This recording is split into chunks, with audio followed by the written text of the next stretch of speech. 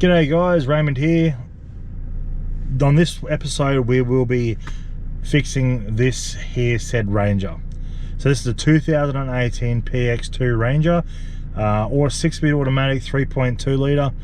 It has 100% bog stock. So we do have a snorkel, which I think is more for aesthetic purposes than anything. It came with the car when we bought it, so you know, we're not going to remove that, and we're not going to try and increase on that at all. The factory airbox, I do believe, breathes really well on these things, so we don't think we're going to be upgrading that. But what we will be doing is intercooler and intercooler piping. So that's what you have to look forward to this time. We will be doing a before and after, 0 to 60 seconds, flat to the floor, you know, all out. This is what it's got. I feel like, and my wife feels like, this is my wife's car, my wife feels like that this is a very lazy vehicle to drive. We do have a Mitsubishi Pajero, which is also a 3.2 litre. It's tuned and it goes exceptionally well. So it's stock everything, stock exhaust, intercooler, the whole lot, and it drives unbelievably well. Would absolutely smoke this thing. So we're not chasing big power out of it, we're just chasing more user-friendly, drivability, that kind of stuff. And more so, I feel like it's a little bit dangerous when my wife is driving, especially when she goes to overtake. It's very lazy and very gutless. So we're going to be installing intercooler pipes and an upgraded intercooler on this thing, try to give it back some more throttle response and bottom end to mid-range drivability. I think we're gonna see that out of this. So yeah, we'll get that done. We'll walk you through how to do a lot of it. We may skip some, because I am on a time frame with this car, so we need to get it done. This is my wife's car, everyday car. So anyway, we'll get straight into it. So what we're going to do, this car drives great. It's exceptionally well. It's very smooth. It has Dobberson suspension, 3-way adjustable suspension in this thing. It drives unbelievable. It's a fantastic car. We really like it. It's just down on power. So as you were just showing you with that boost hose, the cold side intercooler pipe hose, it expands and it also does have a rupture in it. Now, with anything that gets expanded and contracted multiple times, something's going to break eventually, and this is just what happens. It is a known issue with a lot of the common rail diesel stuff that has gone to from our intercoolers.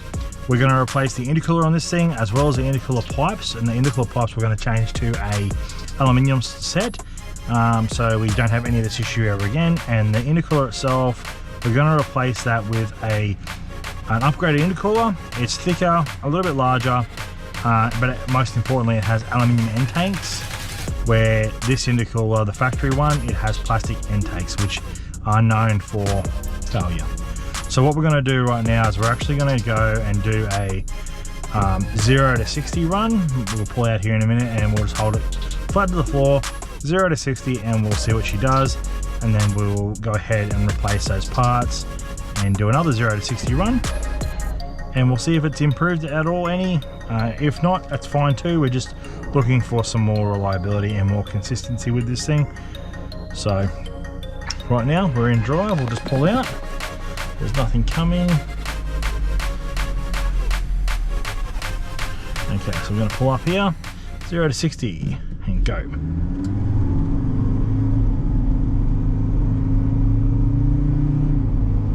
And that's 60 right there.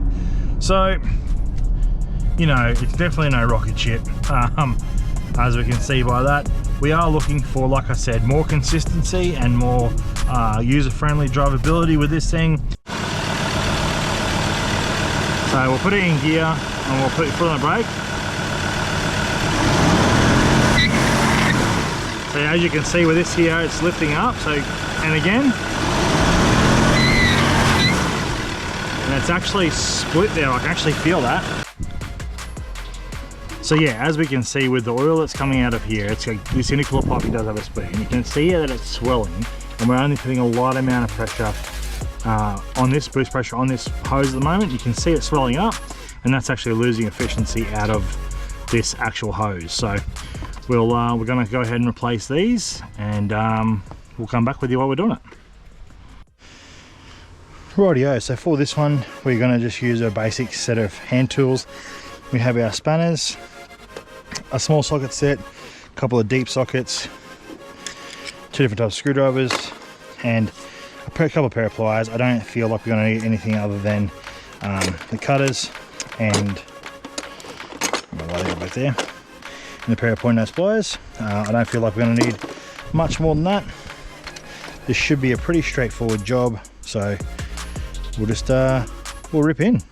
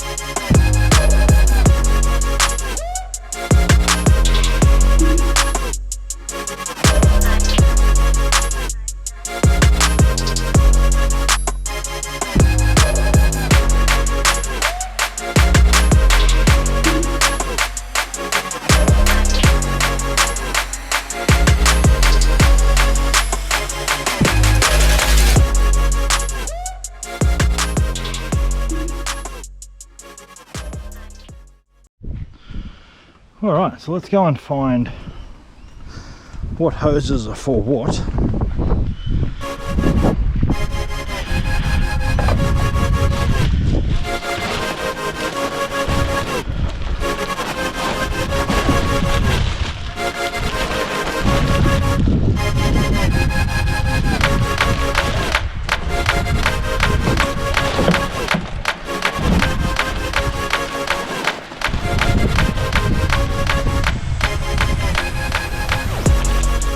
Okie dokie.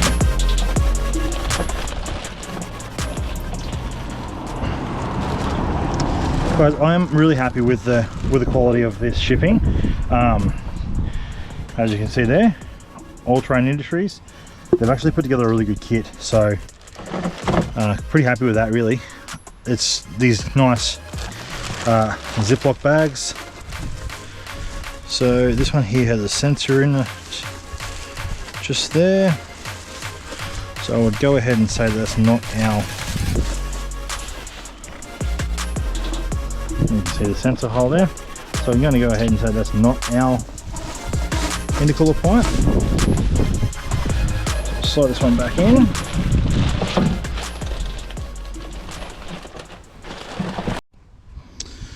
Alrighty, so we've got these here loose, and they look like it could be a little bit painful to try and get them out, but we'll just keep working our way around them and seeing what we have to do. but they're just wind ducts. Okay, so with these wind ducts here, it doesn't look like I can actually get them out past this hard plastic bumper support. So what we're going to do is we're going to undo the intercooler. We're actually going to undo the bonnet latch, and we're just going to try and maneuver it a little bit with the bonnet latch removed. It's only got to come out roughly around 25-30 mil to clear past that, and we do have quite a fair bit of area down there where we might be able to slide it backwards, and it's the same on this side, so we may be able to just slide it backwards and come straight up. So we're just going to undo the intercooler and see where we're at. It is held on by 4 bolts.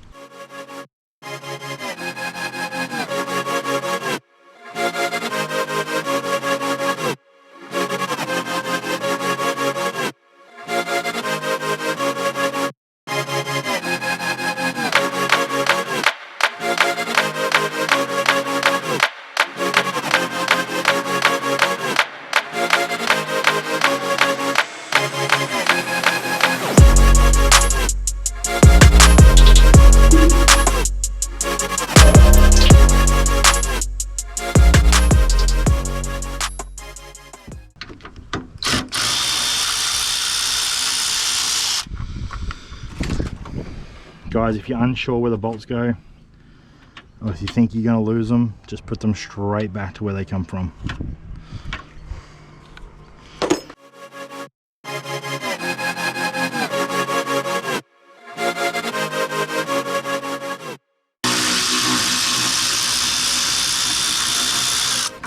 If you be super careful when you remove these, you'll still be able to see the dust outline, and that's where the bolts will go straight back in.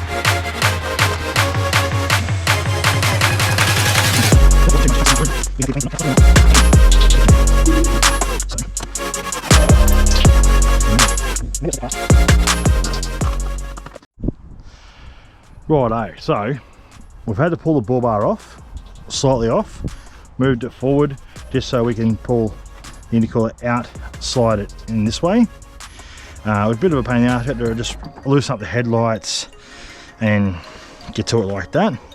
So now we'll show you what we've got working here. So as you can see,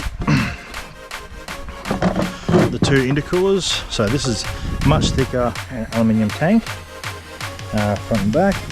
So we just have to put the sensors, or a sensor, and the rubber grommet. So here's the, I'm assuming it's a temperature sensor, and the rubber grommets into the bottom of the holder brackets there, and then we'll slide her into place.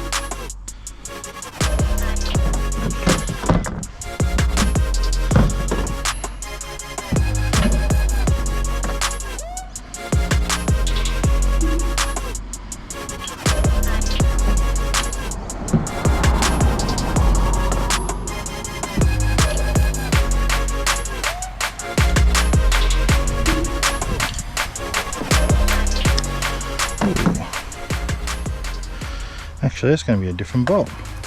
I wonder if that came in the box. Let me go check. Alright guys, so there's actually no screw in that box. So we'll have to go down to the local hardware store tomorrow, pick up a screw for that. So now we're at a bit of a standstill, which is kind of shit, because I was hoping to have this majority back together this afternoon, because I've got other crap organised for tomorrow. But anyway, yeah, a bit unfortunate, but anyway, we'll move on. We'll get back into this tomorrow morning. Yeah, it's a bit unfortunate, really. You know, into this. These are the things that we cannot control.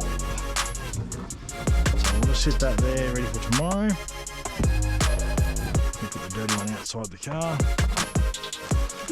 These are our box with all our catch can, intercooler piping and so forth. Battery. And honestly guys, the quality of the stock intercooler,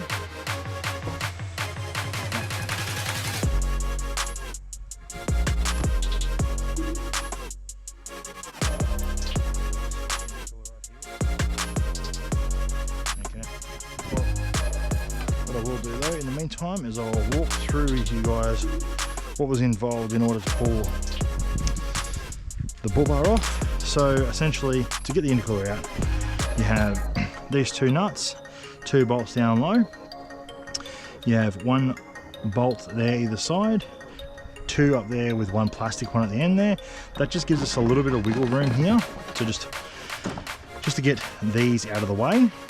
And then essentially it just came straight out. So it wasn't too bad. We did find some extra wiring in behind the bull bar that I'm not 100% sure on what they are, so I'm gonna have to chase that up. Luckily I've got a mate of mine that has one 2017 model, so it's very, very similar, and I'll have a look on his. But as for the rest of it guys, pretty straightforward. There's no real, you know, big jobs. So essentially there was 3 bolts, so trying to get my head down here. So there's 3 bolts here, 1, 2 and 3. They were holding the bull bar on, same on the other side, and then this just slides off. Just take out the fog light, which is really easy, and they weren't hooked up anyway, same as this indicator that wasn't hooked up. And I'm assuming that there is the indicator or the actual fog light wiring for that. And then we found over on this side, we actually found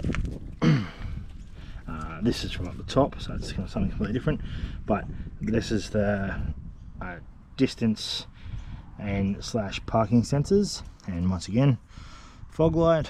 So we'll actually wire all them up when we put it all back together tomorrow. We have to get some different connectors for these because they are a different connector to the ARB light, as you can see there. So they are different connectors. Yeah, they probably will fit on, but I'm not going to push it on and force anything. We'll just buy the right connector, and we may even just make a little adapter to go into here, into the new connector. Then down she goes. So anyway, we'll yeah, that'll be it for us today. We'll clean the grill up while it's out, and like I said, we'll fix up some of this wiring here for the spotlights and make it so it's a lot more efficient than what this is. So yeah, anyway, that's us done. Righto guys, so we're finishing up on the Ranger. So we've got our upgraded intercooler in. It actually fits in there really, really well. There was no cutting, fabricating, modifying, or nothing like that. Everything went in there really smooth. Really happy with that. Next up, we have our intercooler pipes. So we have our cold side and our hot side.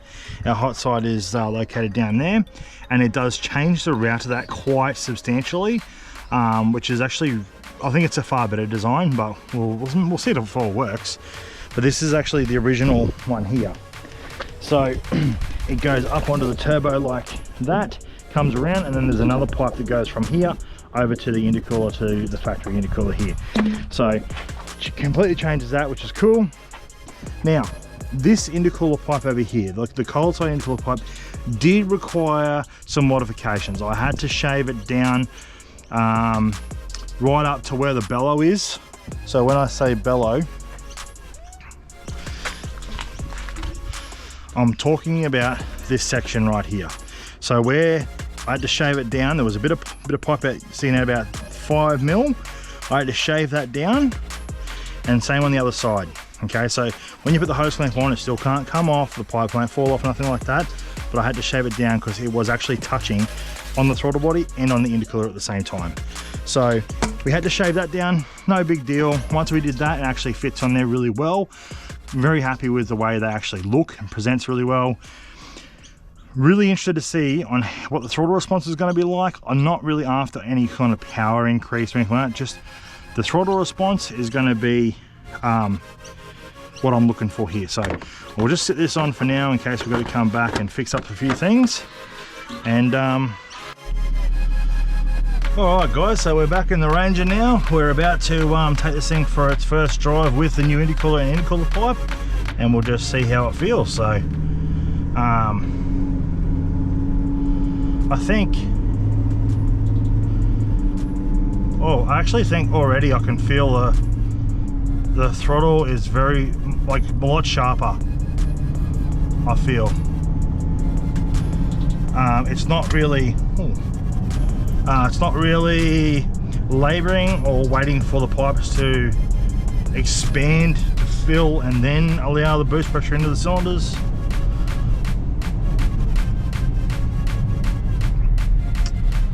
I actually feel like it's definitely has picked up a little bit off the bottom and low range. Is that larger intercooler will help. So we'll do what we did last time too. We will go 0 to 60. So 0, and we're flat.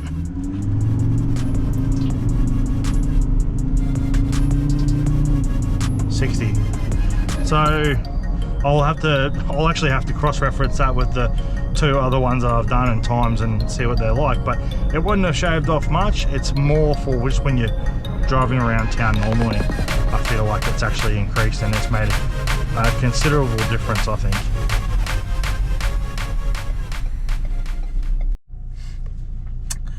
Rightio, first impressions of driving around for probably about 10 minutes. I've gone up some hills, pulled up, stopped at lights, got taken off.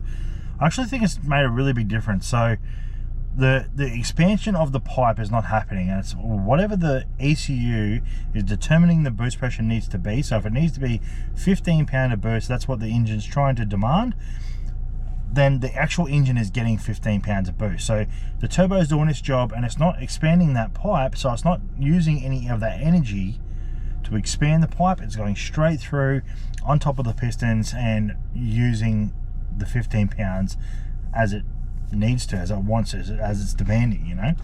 So I really do think that looking back on it, it's very common, it's very you know, self-explanatory.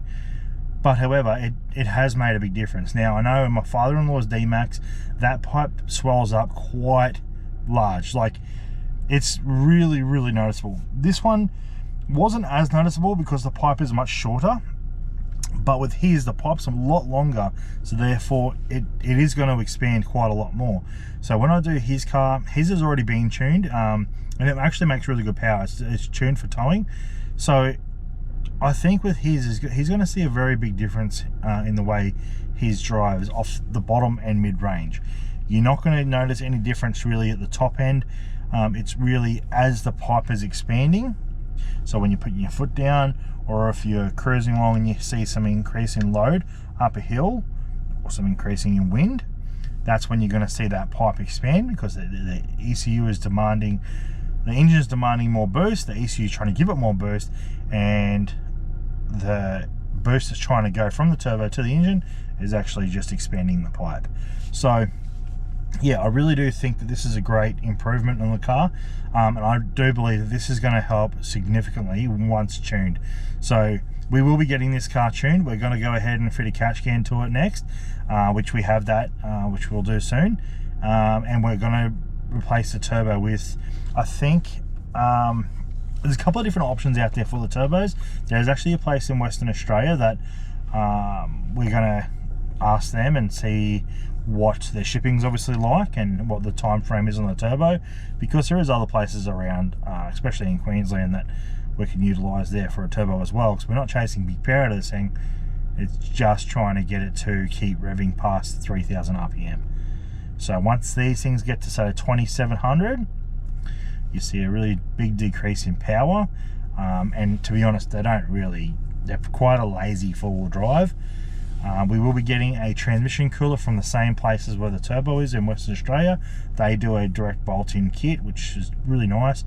A little bit more on the expensive side, but hey, if it comes with all the brackets and it's going to cut down in my time where I could sit back and have a few more beers, then we'll be getting that one. So I don't know just yet if we'll be doing it exhaust. We've got to talk to a couple of different people to see on how much of a restriction the stock exhaust is, or we may do a back-to-back dyno where we do the turbo, we do the intercooler, we do the piping, we leave the stock exhaust on, we tune, and we do a full exhaust and tune, or we may even do a DPF back and tune, and then we may do the DPF forward. So we'll see. But anyway, I think this is going to wrap up this one for the Ranger. I'm actually really happy with it. Yeah, it has driven remarkable so far, and it has definitely increased in throttle response and drivability. That's probably the biggest thing. It doesn't feel like it's laboring or it's very, very lazy around town. It actually drives reasonably well. So yeah, happy as with that. Stoked. We'll get the sensors and all that kind of stuff. We'll walk you through them as well. But anyway, cheers guys, and we'll see you on the next video.